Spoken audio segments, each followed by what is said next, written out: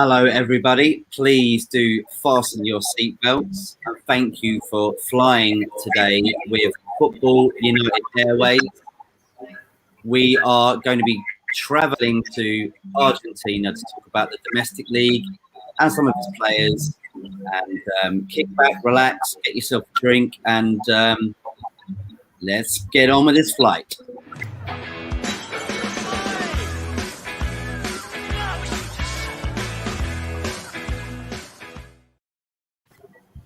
Hello, everybody. Welcome back to Football United TV. We are here for Football United Airways. Thank you so much for tuning in today. We have Chris back again. Chris Ball, Sven's in the house.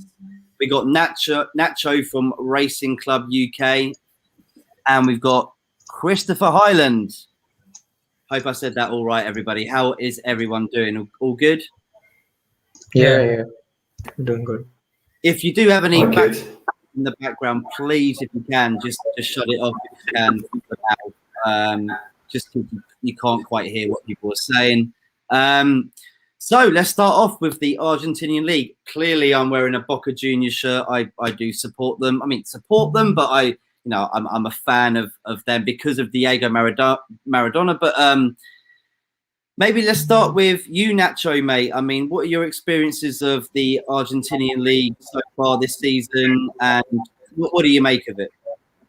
Yeah, as a Racing fan, it was some kind of bit of mixed feelings about it.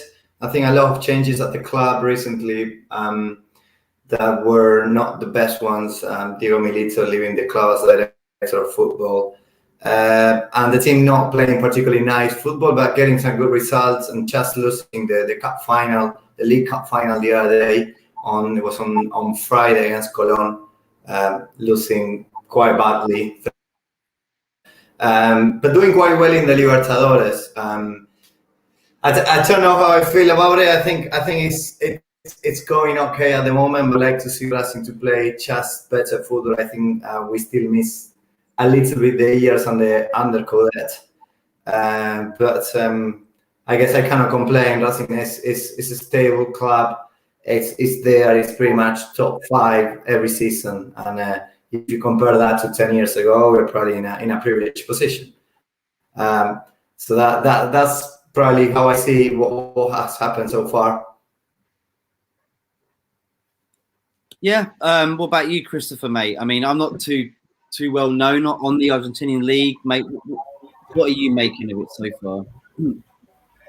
I lived in Argentina for 6 years. Came back 2 years ago, so I'm a little bit out of the loop in terms of what's happened over the last 2 years. I try and watch a few games.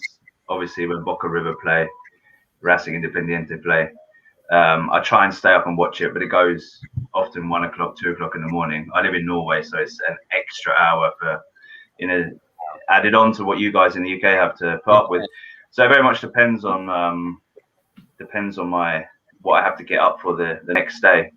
But it was that they created a yet another format to fit all the games into a truncated season, and it's over in time for the Copa America. That remains to be seen if there will be a Copa America, but that's a different topic, I guess. It is indeed. We've also got Francisco here. How are you doing, Francisco? Thank you so much for tuning and joining in today, mate. Hi, guys. Hello, everyone from Buenos Aires. Sorry for the delay. Here I am. No worries at all, mate. We were just asking everybody what they make of the league so far this season. And Francisco, shoot away, mate. What are you making of the Argentinian league, and what sticks out for you at the moment? Well, I think that we have seen a very good season. Very interesting to find a new format. It was an improvisation after the football restarted last year, after the most sensitive point of the pandemic in Argentina, which is currently quite bad at the moment. And I think that it allowed us to see another way of playing football, because this League Cup was actually started to be played 2 years ago, when these strange formats left lots of weekends to fill, and that's why the Copa Superliga started actually in 2019. And then it gave us the chance to see a different kind of format, and now to have it as the official kind of format of competition, at least by now, until we can move back to a normal season. I think it was really, really nice because it gives you the chance to find new teams or new ways of organizing a team, like Colón has done, with a good sprint that allowed them to put together all the good work they have been doing for a couple of seasons with the coach and with the squad. So nice. So now to see them winning the title is really, really healthy for Argentinian football. It's very nice from time to time that apart from the big names, to see clubs from different parts of the country to lift the title like Colón did on Friday. Yeah, it is. I mean, I guess that is like that in every league as well. Like when you get someone who doesn't usually win something, then gets it. It shows that there is competition going on there. Chris, what do you make of it, mate? I mean, I'm not too familiar with the Argentinian league, so I'm not too sure. So, Christopher, you said that you wanted to come back to you. So, what do you have to say? Oh, yeah, I think it's important to set the context a little bit for the Argentinian league. They added 30 teams about 5 or 6 years ago. They went to a 30-team league, and they're now gradually reducing it, which is what Francisco's talking about, where they've got a big gap at the end of the season where they had a 30-team league. They're now going down to 26, down to 24, which means at the end of the season, they've got a couple of months to fill. So 2 years ago, when I was still, in fact, the last few months in Buenos Aires before I moved back to Europe, they had 4 months to fill, and they just created a cup competition. I went to see Argentina's juniors play Independiente, and they play home and away, and it's all in, a lot of it's in Buenos Aires. So it's extra football, and for those of us who are in Buenos Aires to watch as many games as possible is ideal. But of course, it does confuse people because we're talking about a league format, which then had a knockout stage at the end, like an American sport has a playoff system. As Francisco said, it's probably not here to stay. They're probably going to go back to a normal league, which next time will be 24 teams, I think. But I think it's just important to set the context that the reason for this is because they decided to go for 30 teams. They're trying to get back down to 20, and every season that creates a little bit of logistical issues. Yeah, and excuse me, guys. Apart from what Christopher is explaining, there has been another trouble, which is the pandemic outbreak started in the middle or in the early stages of the last Copa Superliga. Since it was not an official title, it was not a big deal to just cancel it after the first round. And that was all. It was exactly the same format that we have just seen in the Copa de la Liga. 2 zones of 13 teams playing together, and then semifinals, quarterfinals, semifinals, and a final match. It was exactly the same format that had to be interrupted last year in March 2020. But then there was another problem. The second division tournament was about to finish, and they, instead of completing it, they decided to restart it from scratch. So they decided to cancel the relegations. So we were approaching to a more normal 24 teams, but then they had to reinstate 2 more promotions for the teams that had to play again the tournament and avoid relegations, because it could have been a little unfair to the teams that had been in the battle. So we have again 26 teams, and it's likely that we have to go back to 28 before we can start reducing. Nacho, I guess, because of your name, I guess you are from Argentina as well, despite this is an English chat. So he understands what I mean. It's really, we want to explain football to the Argentinian, to non-Argentinians, and it's getting more and more difficult. If it's up to me, I have to say that this cup format is something that I would really, really like to keep, or try to keep in any way that is possible. Not only because of the Copa Argentina. To have a group stage is quite interesting. To see that is really nice. So not only the Copa Argentina, I would try to see if there is any way to keep this competition active for a couple of years, perhaps, despite we would all like to switch back to a normal league. Yeah, I was going to say that. I think normal league is what the majority of the fans want. But I guess I'm not sure the clubs want a normal league. I think they quite like this short tournament kind of format. It gives them more chances to achieve something And that has been historically, probably if we go back to the early 90s, that we have this short tournament format, different formats, but it's still short. And you have a couple of champions per year. And that, as I say, gives chance to every single team to probably lift the trophy. So you have the fans wanting something, but the clubs maybe going in the opposite direction. So yeah, there's a little bit of confusion between what the fans want and what the club wants to do. Do you think fans are happy with the changes that they've been making recently? No, it's difficult. So. Yeah, I don't think so. I think fans would like to see a more traditional format. Oh, okay. Nothing like the Uruguayan league, eh, Chris? No, Uruguay is completely different. It has a cup competition and a league at almost the same time, basically, in one season. So speaking about the normal league system, so I think the normal league is how does the normal league system work? Like, what's the format? The traditional one. So you play each team once, basically. So it's going to be 25 fixtures, 25 fixtures, and that will define the league, basically. And we decide the league champion. And it will be run from probably July to December. I'm going to say, Francisco, I don't know if that's the case or where it's going to finish. It is expected right after to kick off right after the Copa America. I mean, the Copa America final is on Saturday, July the 10th. And then in that week following that weekend, the Copa Libertadores is restarting. So it's likely that by the next weekend, the following weekend, the league is about to restart. It should be made official during the Copa America, I guess. But the idea is to begin in July. And yeah, we are still having that kind of trouble because that 30-team tournament was the last will of Julio Grondona, the president of the Argentinian Football Association, from 1977 until his death in 2014. And his last will was to have the largest tournament in the world. So they suddenly, from in a blink of an eye, they decided, okay, the second division will raise in 10 teams, and we will promote 10 teams to the first division.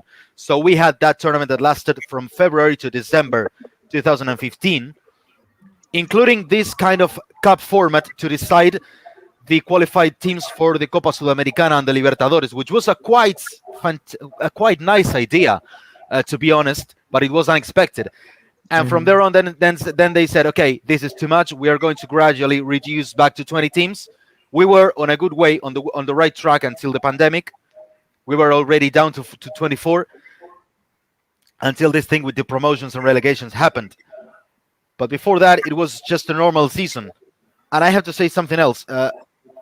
From that 2015 tournament on, there was a fantastic idea that I think Argentina should never lose any again, which is the derby round. Imagine, guys, no matter you guys are in the UK or anybody who is listening, imagine a single weekend including all the derbies, one after the other one in the country. Boca and River Plate, followed by Independiente and Racing, then later San Lorenzo and Huracán. On Saturday, Colón and Unión, Rosario Central against Newell's. I did enjoy a lot every time those weekends happened. But I would definitely keep that. Can I tell you a story? I went to, in 2016, I tried to go to many games on that derby weekend. I went to Racing Independiente, 0-0. I went to Arsenal de Sarandí against Defensa Justicia, 0-0. If you look at the fixtures, if you look at the results that weekend, I think there are 7 0-0 games. But anyway, it is a great idea. It is. Can you imagine all the derbies in a single weekend? That sounds incredible. And if that would be promoted in the world as an Argentinian trademark, then I would feel even more proud. The issue you have there, of course, is that there are some teams that don't have a natural rival. So like Arsenal against Defensa Justicia, I think maybe Godoy Cruz, I don't know who they were paired with, but in Buenos Aires it makes a lot of sense because everybody has a rival. But there are some really random. I was trying to think of an English context. Watford against Newcastle, maybe. It doesn't quite work. It happens that some, for example, Vélez Sarsfield have their long-time derbies like Ferro Carril Oeste. They left the Primera División in 1999 against Platense, who were promoted back to the Primera División only in 2021. So that's what Christopher is mentioning is also true, because perhaps I live in Buenos Aires, I have the derbies around myself, but it would be, I would understand if a fan of Godoy Cruz, for example, just watches the whole weekend like, come on, this is not a derby weekend. My derby, I don't have my derby here, and and we have to respect that as well. But it's a very good idea. Mm-hmm. I think it's Speaking really of the good. derbies themselves, these sound like great ideas, but Argentina is the home to many historic derbies. For example, Boca River Plate is one of the biggest derbies in the world, not only Argentina. So, is there any? I think Christopher, can you give us a historical background into this? I could give a very, very brief one. I mean, I think the most, it's commonly known that River Plate are also from the neighborhood of La Boca. So the two teams come from the same part of Buenos Aires. There's a very good short, well, it's an hour-long documentary called Copa 90. They go to the derby, the Boca River derby in 2018. And Joel Richards talks about how even at the very first game in La Boca in the early 1900s, rioting broke out amongst the fans because it was all about the neighborhood, el barrio de La Boca. And within a decade or so, maybe the Argentinians can confirm this, but River moved to a much nicer neighborhood. Mm-hmm. But they maintained that rivalry, and of course the rivalry comes from the fact that they're from the same neighborhood initially, but also because they're the two biggest teams by far in the country. Mm-hmm. Yeah, that is true. Both teams emerged in the neighborhood of La Boca. River Plate in 1901 and Boca in 1905. And yeah, that match was to decide who was going to stay in the neighborhood. And River Plate, La Boca is one of the a working class neighborhood, which keeps lots of parts quite back in the time. I mean, if you walk around La Boca today, 2021, you will see lots of ancient buildings. For example, Caminito, which is a very touristic place in which you find the conventillos, which were the very, I don't know which is the exact word. It was precarious housing, like kind of, yeah. Yeah. The conventillos, not the most fancy houses. And River Plate moved to Belgrano, to Núñez, which is quite at the north of the city of Buenos Aires, beyond the airport, the Aeroparque airport. And yeah, it is a very high-class neighborhood. So that's why historically it was a derby between the wealthy people and the poor people, which is, and I don't like using these kind of words, but it's been a sort of a context throughout the time. Boca is tipped to be the working class team, and River Plate the high society for a long time. That got kind of faded away in the last decades, but it was like that for a long time. Just to sort of throw in, guys, if anyone's got anything on in the background, it just kind of interferes. It's hard to hear. If you could mute it or just turn it down for a little bit, that would be amazing. Just because it's very hard. It's very bubbly. But I think one thing I wanted to ask everybody as well, I think we haven't even asked, is who you support and why you support them. So let's start with Christopher first, mate. You think you did actually say you have said, haven't you? I never chose a team in Argentina. Okay. I had a good friend who was a Ferro fan. So when Francisco mentioned Ferro, it's nice because there are much smaller teams that deserve attention outside of the Boca River bubble, because it does tend to garner a lot of attention. So I didn't choose one. I'm an Arsenal fan. I mean the English Arsenal, not the Argentine, not the Grondon Arsenal. How about you, Nacho? Well, as you can see here, I'm a big Racing supporter. I basically, because of my dad, and half of my family are all Racing fans. Very well connected with the club since probably my great grandfather days, and that's why everyone in my dad's family started following Racing, which was a massive team in the amateur era, and then kind of stay within what we call the top 5 teams, or the big 5. However, I have to admit that my other side of the family have incredible links to Boca. However, I choose Racing, but my mom's side of the family are all big Boca fans. My mom grew up 5 minutes away from the stadium in the area that Francisco was describing. That it used to be a very working class area, and my brother is a massive Boca fan, etc. So yeah, I'm a Racing fan because basically of my dad, and I've been going. I went plenty of times to the stadium. I used to be a member. I used to go every Sunday with my dad to the stadium, and that's the only reason. Oh, that's a good reason. It's a good reason. I'm cool with that. Francisco. Well, in my case, I've carried for a long time the same shirt as you, Matt, since I've always been a Boca Juniors fan. Since when I grew up, I turned into a journalist. I tried to keep myself not professional, because I can't deny, if you search in my social media, you would find out in just a couple of minutes that I've always supported Boca Juniors. So that's why I try not to be visible as anymore, despite I keep on as part of a podcast on Boca Juniors in English as well. I know Nacho's project. I know Nacho's involved in. I've heard of him in the UK with Racing Club.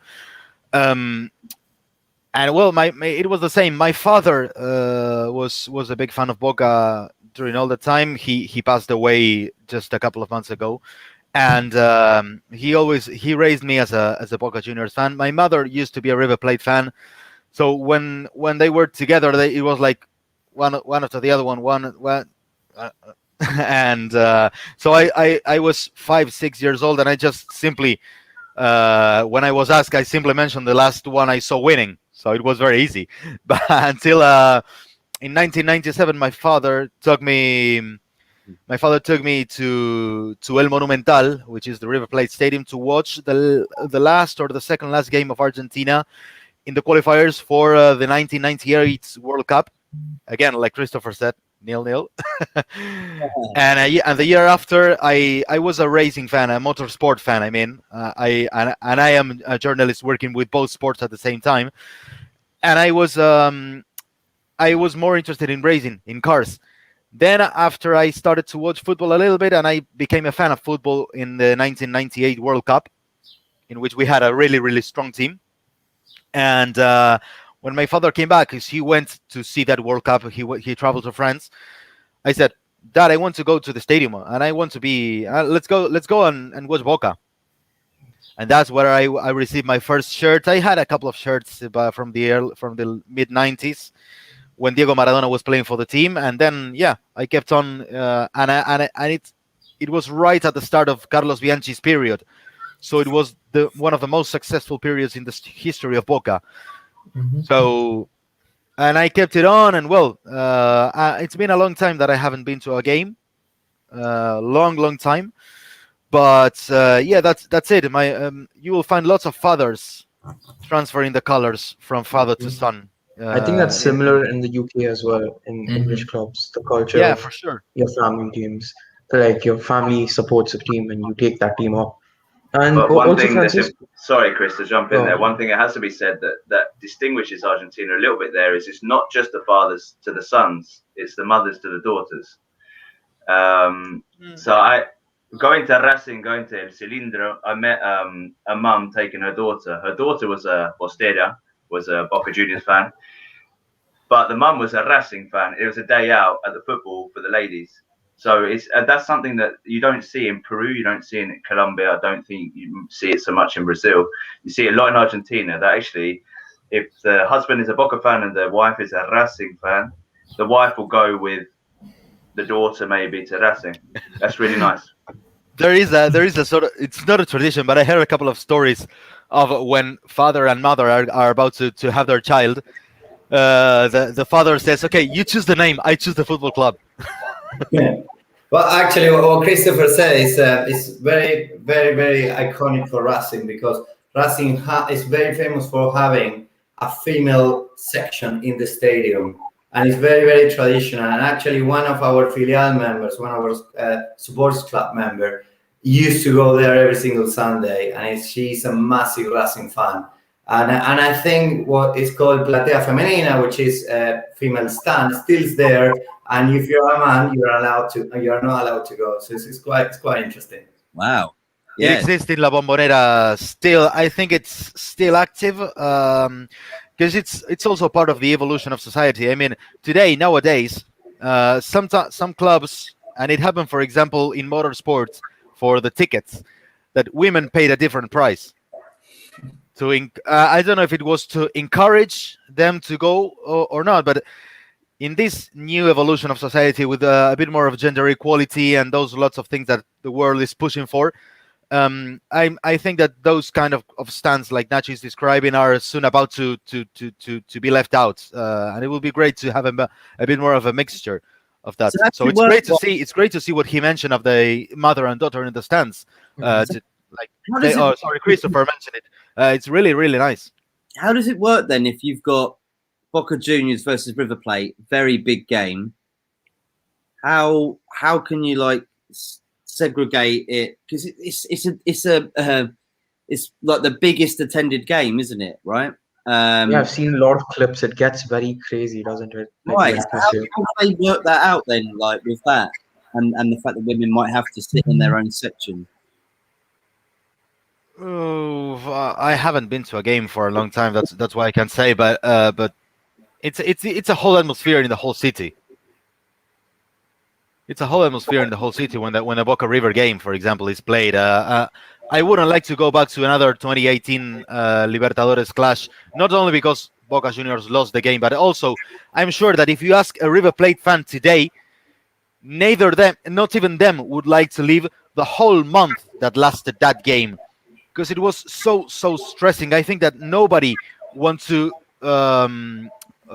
leave that again. It was really, really stressing. What about you?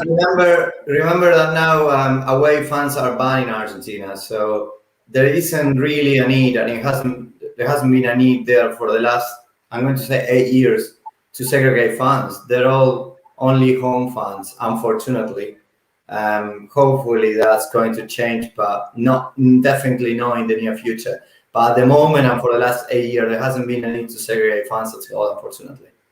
Everybody, if you are watching, please do subscribe, share, like. I'm going to shout out a few comments here just to get through. We are about 15-20 minutes away from ending up.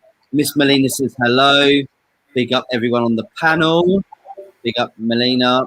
Pretty drunk, says Sven. We'll ask you about what you think, Sven. I know you're educated yourself like I am.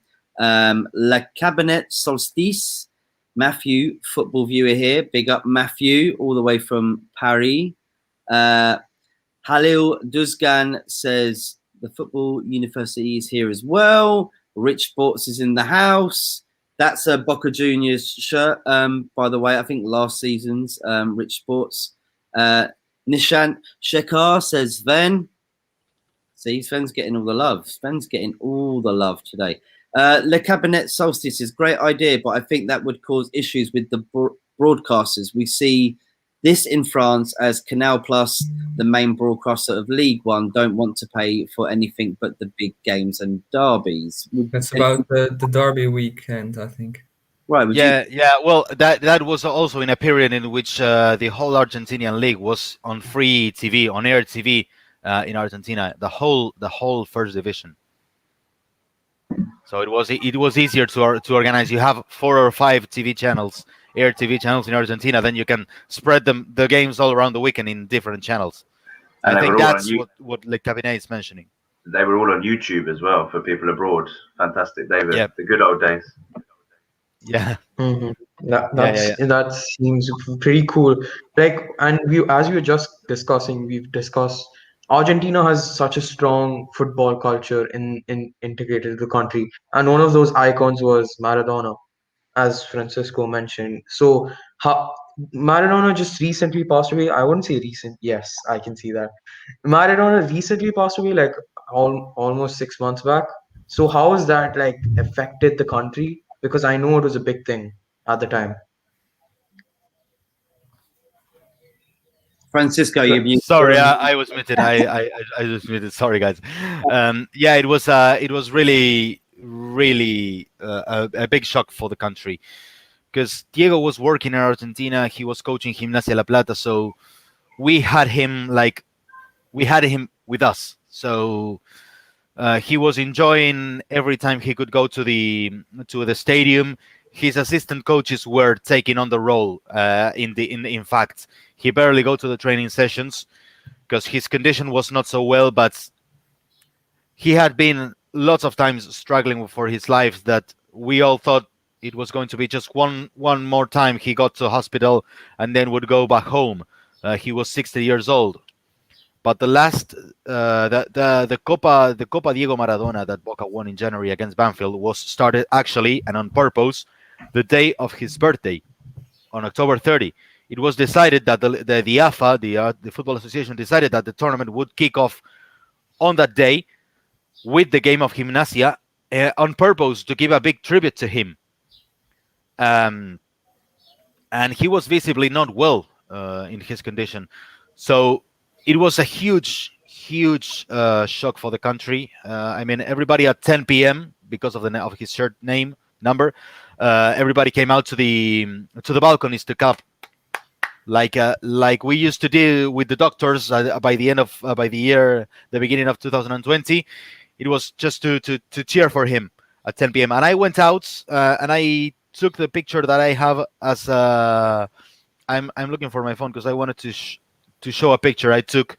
I have a 1986 replica of the shirt with the number 10 in the back, and I just went and I went out to the streets and I stopped next to the traffic lights, and there was a little cabin of electricity, and I light the shirt on it to take a picture, and I want to show it in my phone, if you can see.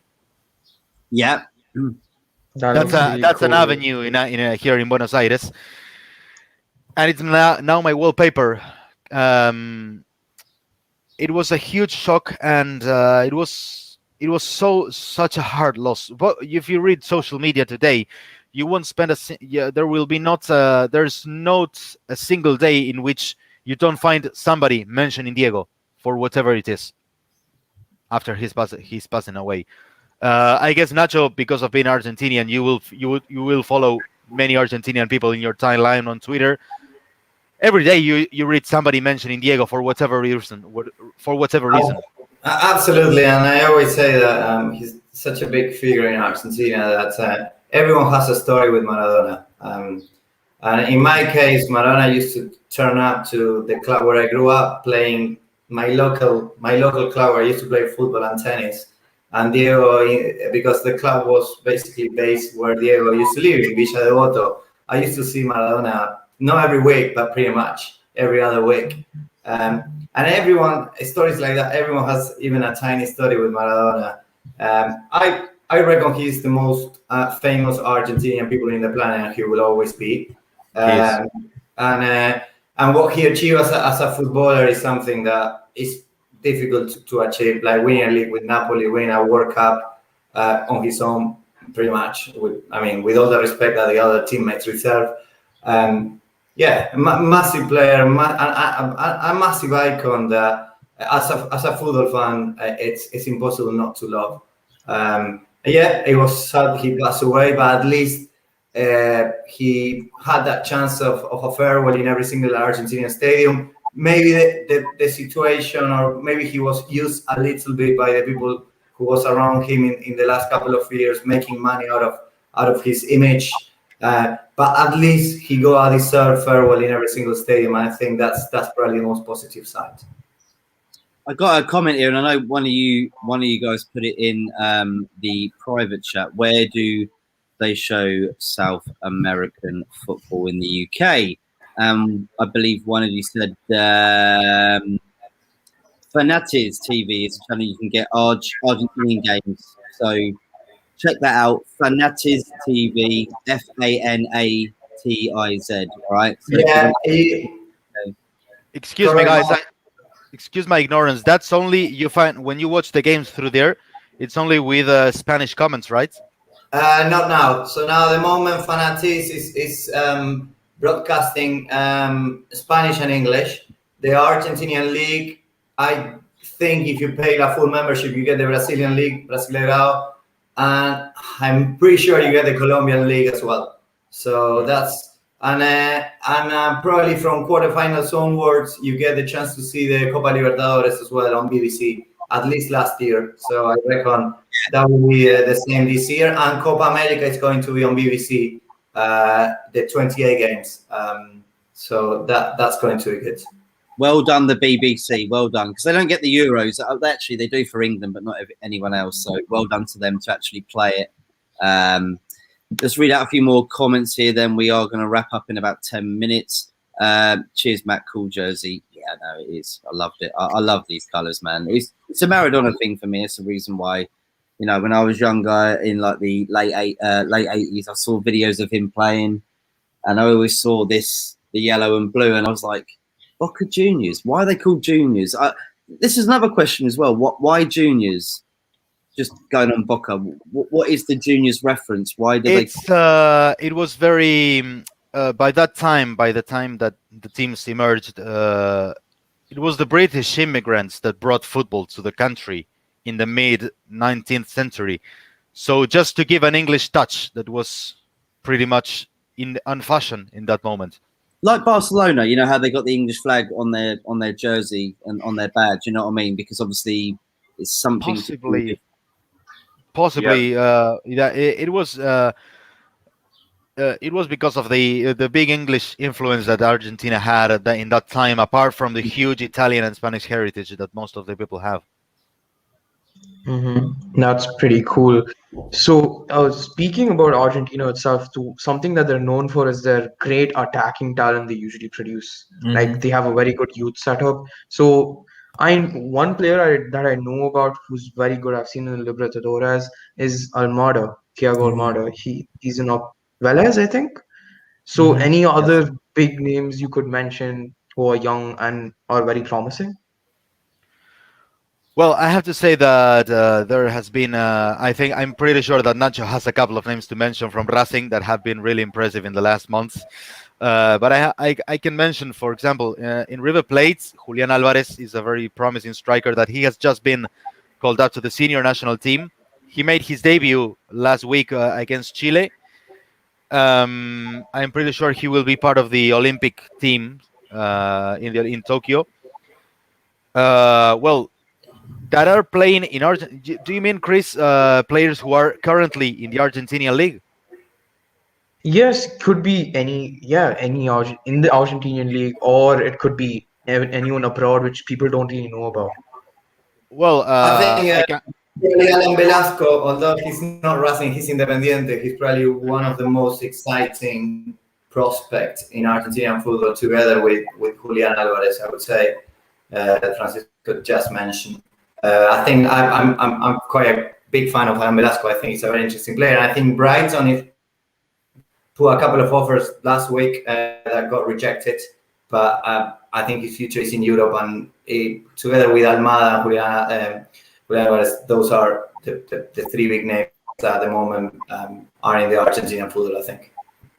Yes, that's really true. Then we have there have been some names that have impressed, but not to consider them at the level of Almada and Velasco. There are some other good players that have shown a very good performance in the last tournament, but there are not perhaps hot prospects for the national team of in future.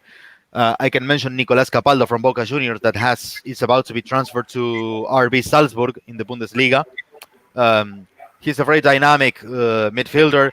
Despite he was attempted to be turned into a right back, he didn't prevail. He didn't do well in that position. And there are some other names that we can mention that could be useful, perhaps in the big teams of Argentina, but I doubt they are ready to be considered players to move to Europe. I can mention Colón, for example, has had a few interesting names like Facundo Garcés, Santiago Pierotti, very young players that have done very well. They would be really useful for the top teams in Argentina. I am not sure yet if they are to be targeted or to be appointed as wonder kids like Almada and Velasco, for example. I don't know if it's clear what I mean. You've also got, is it De Bruyne that's just signed for Aston Villa. Buen dia. Buen dia. Buen dia. Sorry, Buendia. Was he a very Yeah. popular player back in Argentina? Like, Yeah, when he he's used in to do that? Argentina now, isn't he? Because he's just done his medical, I believe. He was at Norwich, I believe, right? Mhm. So I mean, Correct. like, that's a very good move. Like, does Argentina as a country see the potential in him? Yeah, I think it's a bit of a surprise. I don't think it was in anyone's radar, Emiliano Buendia, until he did quite well last season, and this season as well, the one that just finished playing for Norwich. I don't know, Francisco, what you think, but I think in terms of producing talent and talent moving to Europe, that's something that is not happening at the moment. It hasn't happened like it used to be in the 90s. In the 90s, we used to produce a lot of talent, get exported to Europe very quickly. At the moment, I think good Argentinian players move either to Brazil, to the MLS, to Mexico. That's where the money is for them. And I think that's a little bit of if I need to think about the last big talent that was sold to Europe, I'm probably going to say Lautaro Martinez, the Inter striker, former Racing player. But He's doing in the amazing 90s, at Inter now. much more bigger. Yeah, it used to be a big market for Argentina, but no, I don't think anymore. Yeah, Also- apart from him, there have been two very great center backs that are now playing in the national team. They were transferred to Europe when they were not such big stars like Lisandro Romero? Martinez and Cristian Lisandro. Romero. Yeah, Romero's been Lisandro, doing very well at huge, Atlanta. I'm a huge fan of Lisandro Martinez, Same. to be honest. I'm an Ajax fan, and he's my favorite player at Ajax this season. Yeah, and Cristian Romero has done he did impress a lot in his day because he was not so known. He played only in Belgrano from Cordoba, and he moved very early to the Italian league, so he had very little action. Yeah. I've seen the Serie A Argentina. fan. I'm a huge fan. He's been so good. He's very impressive for a 20-year-old or He's been 21. very good, yeah. Yeah, And and also, he played. Excuse me, guys. He played his first Yeah. game on the national team, on the senior national team last Thursday. Mhm. Very little people knew about him, and his first defensive challenge on Eduardo Vargas, I think, from Chile, it was like, wow. Everybody did like, wow, what a center back we have in him, and he's playing tomorrow. He's playing again tomorrow. Yeah. So But I think in the past few Appreciate it. World Cups and international tournaments, Argentina's defense is kind of been the issue, not really the attack or the midfield as such. So you haven't had amazing centre backs. So now do you think in Lisandro Martinez and Romero, Argentina has hope, or And- like everyone's hoping on these two? Also, Yeah, I Senesi think- from Feyenoord. He's also pretty decent. Who? Sorry. Senesi, I think you pronounce it like that. Yeah, From Marcos Feyenoord. Senesi. He Yeah. emerged from San Lorenzo. Well, Senesi managed to play a bit more in Argentina before he was sold to the Netherlands. But yeah, those three center backs, I'm sure that Argentina can have a lot of hopes on them. And you have a good one. I guess Nacho will agree with me, but they are very, very promising. Yeah, definitely. I think Romero, Martinez, and Senesi.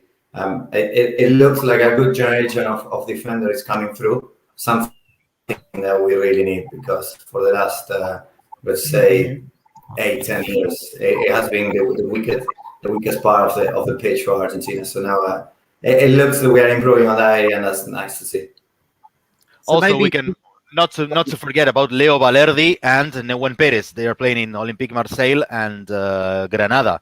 Nehuen Perez belongs to Atletico Madrid, but he was playing in Granada as well. Yeah. Also, has been Juan Foyt, the Villarreal player, been called up? And Juan Foyt. Yeah, I've seen him for Villarreal. He's been amazing. He can play right back and centre back. He's also a Yeah. pretty good player. Don't remind me of Villarreal. And you have Don't remind me. That's the United fan speaking there. Or Arsenal fans as well. Don't even. Yeah, yeah. Yeah, Juan Foyt, former Tottenham player, played exceptionally well against Arsenal in the first leg until he got injured. So he's an excellent player. Also, Christopher, since you've lived in Argentina and know about their culture, so like you wrote a book about them, right? Like, you've wrote a book in your South American journeys. So is there any interesting stories you have to share? Because you've said some very cool things like the daughter thing as well. So anything else to mention? I think maybe I should pass it on to Nacho, because one of the most famous stories from, or one of the most famous myths or legends from Argentinian football involves Racing Club de Avellaneda and the 7 black cats. Maybe you want to tell that story, Nacho. I hear about that story. Is it the 7 cats that were buried behind all in the stadium, isn't it? In 1967, when Racing beat Celtic to win the Intercontinental Cup and became world champions, they were paraded on the way from Ezeiza Airport. They were paraded by all fans of all teams. Boca fans had their flags, Independiente fans, because it was like Argentina were winning on a global stage. So a lot of the other fans. Who you supported? Yeah, didn't matter. Because back in the day, in the 60s and 70s in the UK as well, Arsenal fans would want other English teams to do well in Europe. That's not the case anymore. But they came back. That around that time, it's said that Independiente fans broke into the Racing Stadium, buried 7 dead black cats as a curse. And since that day, Racing, well, at least between 1967 and 2001, I believe, Racing, and being one of the big 5 clubs, didn't win anything. And they tried the whole time. They knew about the curse. They tried the whole time to find these black cats. They dug up the pitch. They found 6. They didn't find the 7th cat. And they had like an exorcism. I don't know to what extent all of this is kind of myth and kind of urban legend, because obviously it's in a period of time where there's a lot less reporting. There's no like content as we do now. Mm-hmm. And they found the 7th black cat, and they won the league in 2014. So there are a lot of these legends and myths. So is it similar to like the Bela Gutmann curse in for Benfica in Europe? So superstition is also present in Argentina as well. Absolutely, superstition is. Yeah, it's big. They live and die by it. Yeah, it's superstition is big. I didn't know about the story of the cats in Racing Club. I didn't know it. That's very cool. Yeah, superstition, and Nacho will perhaps agrees with me. Carlos Vilardo's playing style, the coach, the legendary coach of the 1986 World Cup, he was a bit cheater, and I think cheating plays a big part in Argentina and taking every advantage possible. For example, Christopher has just mentioned Ferro a couple of minutes ago. Ferro was coach in the 80s, in their brightest era, in the early 80s. They were a very small team that challenged lots of the big clubs of Argentina and beat Boca and beat River Plate and beat Racing and Independiente. Their coach, Carlos Grigol, who passed away a couple of weeks ago, had a very strange tradition. Only in 1997, Argentina started to have the players with their fixed number. So they numbered the players from 1 to 11 in every game.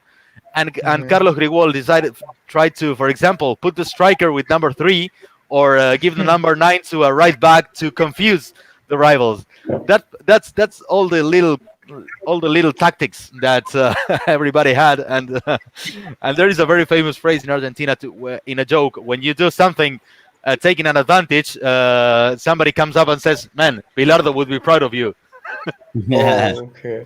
Well, I want to. Chris, before you go in, Stephen's come in to come and have a little I'm chat. so late. It's all right, bro. What are you making of everyone's chat so far, and what do you make of Argentinian football, mate? It's interesting. It's interesting. Get an echo. I think Nacho, is that you? I think you should go on mute because I think there's an echo or something. I don't know. There we go. Yeah, it's fine.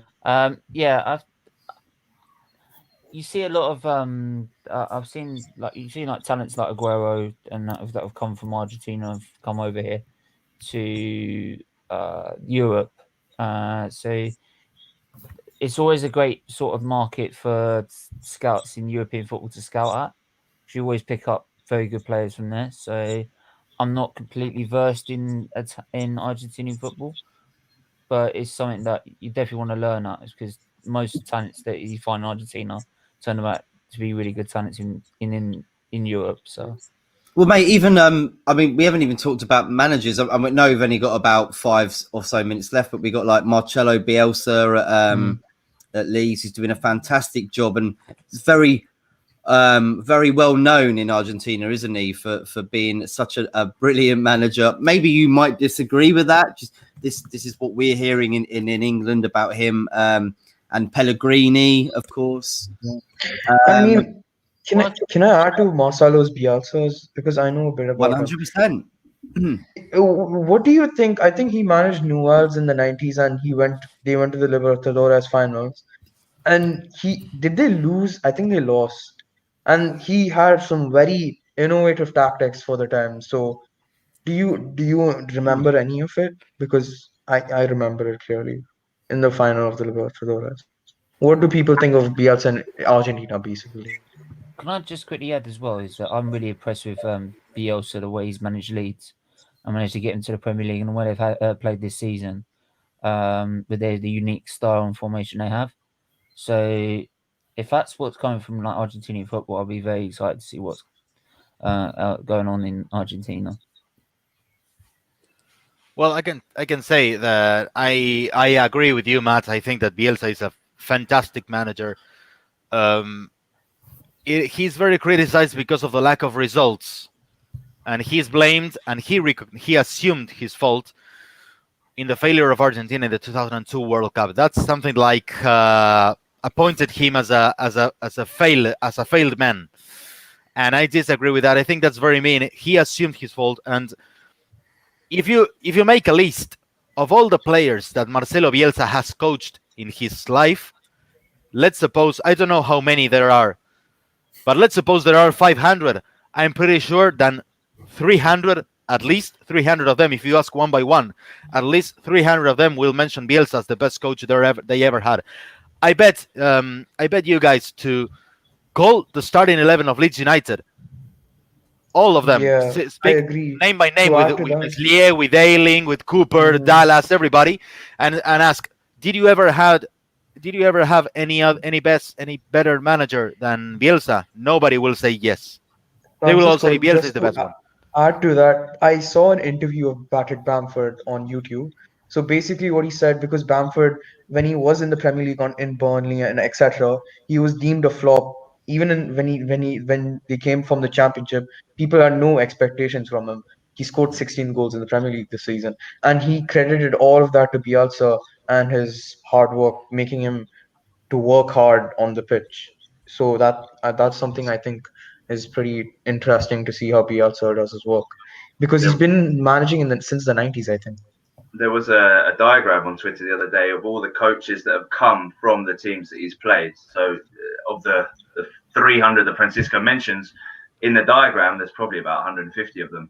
You can see clearly the people he's been in, or the player he had at Newell's, who have now gone on to coaching. The same at Bilbao, the same at Marseille, even though he's only at some of these clubs for a very short period of time. Yeah, Gabriel Heinze, he did a great job in Vélez, and now he's in the MLS. Mauricio Pochettino have been coached or managed by Bielsa. Yeah. But then, for example, Jorge Sampaoli and Eduardo Berizzo have been coaching Eduardo Berizzo was part of his staff back in time in the Chilean national team, and now Berizzo has turned into a coach and a bit shaped by Bielsa. Same for Claudio Vivas, for example, who was his assistant in Argentina in the late 90s. Then he turned into a coach, and they copy and they learn a lot from Bielsa. So he not only improves every player he has. That's what Chris mentioned on the interview with Patrick Bamford. It summarizes very much what Bielsa does with most of his players. He improves them. He improves everything he touches. But Bielsa coached Argentina in the 90s, right? And the early 2000s. He took the charge in 1999, right after the World Cup in France, and he left after the Olympics in 2004. I think Marcelo Gallardo, the coach from River Plate, played for Argentina back then. is there any connection between the two? Because Gallardo is linked to go to Real Madrid, or was linked. I don't know. I can't find I can't find too many connections. Gallardo had different influences in Europe, I think, and the kind of player he was. I don't know what Nacho thinks about. I don't see too much of a connection because Bielsa has they both have a very intense pace when it comes to playing, but Gallardo's leadership is a different one. Not only bringing the most from the players, but just putting the whole team behind him. And he's another profile as a person. He has for example, he's a bit combative when it comes to speaking with the media, for example, something that Bielsa does in a different way. There are different kinds of leaderships, I think. Okay. Yeah, I completely agree. I think that the only similarities you find is probably the high pressing. I think Gallardo loves to play high pressing, same as Bielsa, but tactically they are very different. And leadership-wise, the style is completely different. I agree with Francisco. I cannot find a lot of similarities between the two. How do you? Also, Steven, before you go, what are the best coaches coming out of Argentina right now in the league who play? I think I've seen Defensa and the Copa Libertadores. They play like very defensive style of football. I think Pechache is the coach. I'm pretty sure. So who are these like coaches you think will be good in the future, like managers, like good managers? Definitely, if I need to pick one, I'd probably say Colón's manager Eduardo Dominguez has been very, very impressive. He has done well at Huracan in the past. Now he's doing very well at Colón. I think Banfield has an interesting manager in Sanguinetti. Those are probably the two managers that are not part of what we call the Big Five that are catching everyone's attention at the moment. Yeah, and I would like to add a name that has done very, very well in Argentina, which is Jorge Almirón. He coached Lanús in 2016, building an extraordinary team and taking them to the final of the Copa Libertadores in 2017. He was extraordinary. He did a very solid job. And the coach of Defensa y Justicia is Sebastián Becasese. He was assistant of Jorge Sampaoli when he was coaching Chile. Then he opened his way as a manager, doing a very good job in Defensa y Justicia, with stars like Lisandro Martinez, the one Sven has mentioned. And then he went back to work with Sampaoli in the World Cup of Argentina, and then he went back to be a coach on his own, and he's now again in Defensa y Justicia. They have won the Copa Sudamericana with Hernán Crespo, and they continue the style with Becasese winning the Recopa Sudamericana and against Palmeiras. And then they beat Palmeiras in the group stage of the Libertadores. So it's but I think they got a very tough job. draw, I think, in the Libertadores. I forgot who they got. Flamengo? If I'm not wrong, I'm not sure. Did they get Flamengo? In the draw now? Yes, Flamengo. Yeah, I think that would be a very good challenge to see because I think I would give any team to beat Flamengo, I would give it to Defensa. Even if they're not the greatest, I think they could be the team to beat Flamengo because they're favorites to win it, I think. Guys, we should probably wrap it up there, right? We're at the hour mark now. We will go back to one more question. Stephen. What? Well, one more. Last question. I was just going to ask about like Pochettino. How do you sort of rate him as a manager? Looking at it from how he's performed in Europe. Anybody want to think that? I think Pochettino has shown he's not so shaped to the Argentinian style or culture. He's a bit more of a European version of Marcelo Gallardo, I think. Not only because not much on the style, on the playing style, but the way of leadership. He shows a strong personality, and he has done a very good job. I don't know if it was the English squad of the Euro 2016 or 2014 in the World Cup. You English guys will let me know. We'll explain. Almost 18 of the players made their debut in the Premier League, whether it was in Southampton or Tottenham with Pochettino, something like that. He has done a very solid job in Europe, and I'm sure he's ready for whatever that comes up ahead. So I think we can wrap it up with. I think everyone can shout out their socials, like their Twitter, where to find them, anything to promote, basically. So I think we'll start off with Nacho. Where can we find you? You can find us at Racing Club UK, both in Twitter and Instagram. We together with Darren and other people from the filial, we have a podcast in English, and we post things about Racing and about the Argentinian League. Thank you very much, guys. Thank you, Nacho. Thank you so much, mate. We'll get you on again very soon. Let's go with Francisco, because you said also that you said in Commentate. you where is it? I want to scroll up. Hang on. You said you work Paramount. for, who is it now? Who did you say? Paramount. Yeah, I'm part of the staff for USA and Canada on Paramount, mate. Please let us know. That's if you want to watch the. Well, I didn't. I as I said on the chat, I didn't want to promote here myself, just that. But it was a pleasure to come and talk with you guys, first of all, and thank you for the invitation. Yeah, I'm part of the commentary staff of the Argentinian Football League for United States and Canada through CBS Sports and Paramount. Despite I'm not working directly for them, but I am commenting the games alongside some more people. For United States and Canada, you have the English comments of the Argentinian League as well if you want to watch the games. Mm-hmm. Brilliant, mate. And you're always welcome to shout out yourself, mate. And this is the whole thing, the platform. And a big shout out to the Boca in English podcast as well, led by my friend Gabi Agüero in the United States. Also, lots of discussions on Boca's week by week. Mm-hmm. Brilliant. Thank you so much for joining us. It's been a pleasure. Thank you, sir. Thank you very much. Christopher as well, mate. Where can we find you, mate? I put my handle, where are we? I put my Twitter handle here so people can find me on there, and all the information about the book and stuff, you can find it through there. So just a pleasure to be on, and look forward to chatting to you again in the future. Yeah, hopefully in the next 3 or 4 weeks, we'll go back into the Argentinian League. Thank you so much, Christopher, for coming on. Sven, are you educated? Yes. Yeah, I am. Learned a lot of new things. And you can find me on Instagram. Just there. Yeah, that's it. You got it. Yeah, I'm here almost every Monday now. So, yeah, that's it, I think, for now. Sven, thank you so much for coming back on. Stephen, thank you for coming by, mate. No worries, man.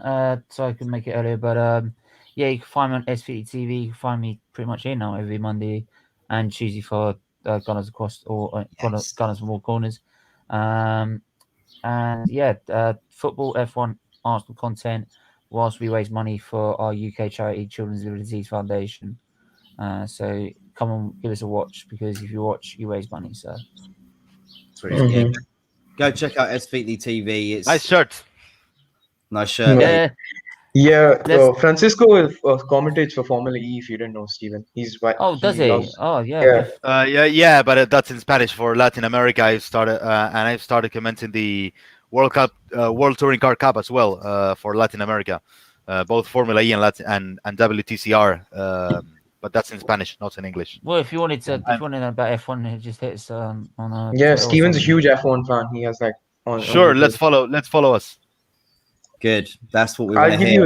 I'll message you on Instagram for his art. Oh, I mean, I think all I want to say is that I want to thank Francisco, Christopher, and Nacho to come on in the first place, because we didn't expect them to answer. I just went on Twitter and gave it my shot. So yeah, you've done bloody well, mate. Oh, come on. I'm really happy to find you guys, because we usually do it by ourselves, but we don't know much about Argentina. So it was great to have you guys on. That's all.